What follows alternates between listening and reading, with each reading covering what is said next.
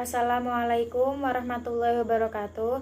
Perkenalkan, nama saya Asrofa Alfi Nikmah, NIM E 2019-1075 dari Perbankan Syariah 2. Di materi kali ini saya akan membahas tentang OJK atau Otoritas Jasa Keuangan.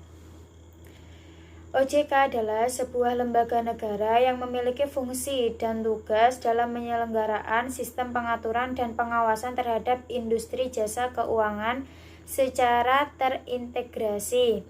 Dalam pengawasan Otoritas Jasa Keuangan atau OJK, diantaranya adalah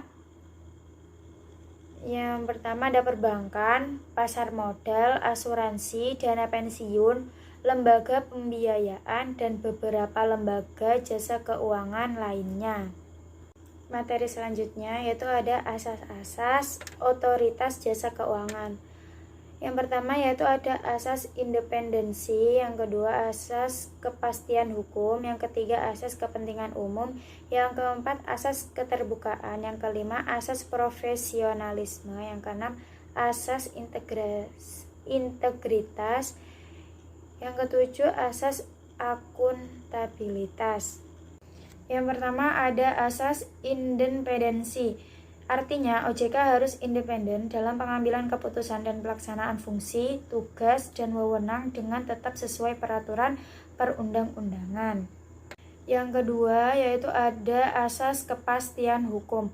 Merupakan suatu asas yang menuntut Gustav Rajbut termasuk ke dalam nilai dasar hukum. Asas ini pada pokoknya mengharapkan dan mewajibkan hukum dibuat secara pasti dalam bentuk tertulis.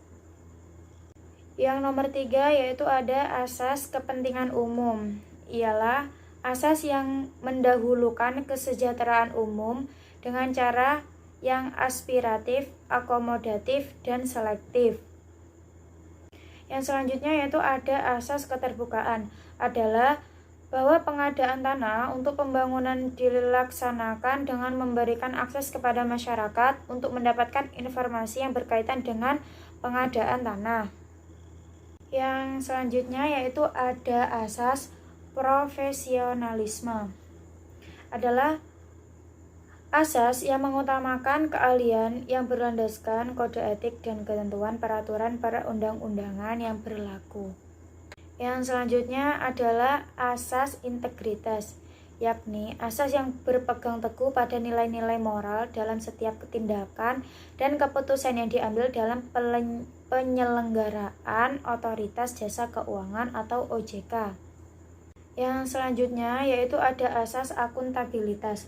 Ialah asas yang menentukan bahwa setiap kegiatan dan hasil akhir dari kegiatan penyelenggara negara harus dapat dipertanggungjawabkan kepada masyarakat atau rakyat sebagai pemegang kedaulatan tertinggi negara sesuai dengan ketentuan peraturan perundang-undangan yang berlaku.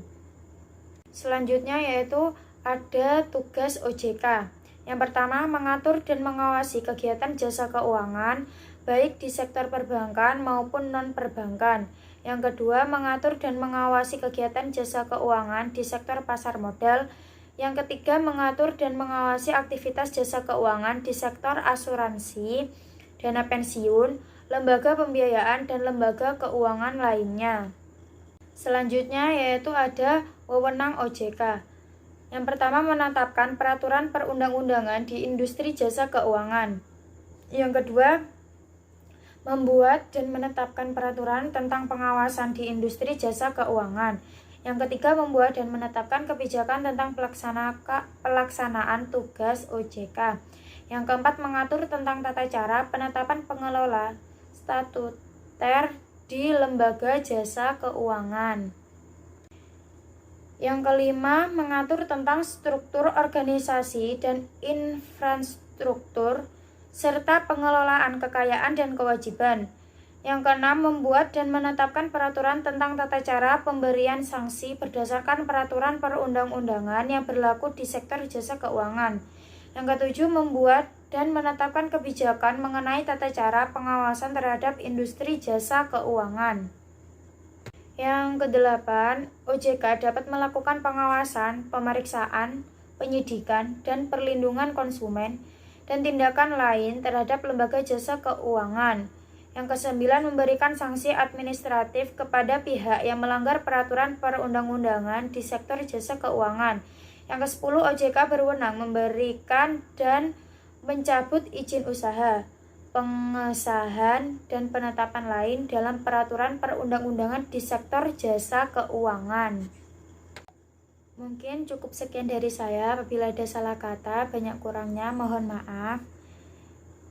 Assalamualaikum warahmatullahi wabarakatuh.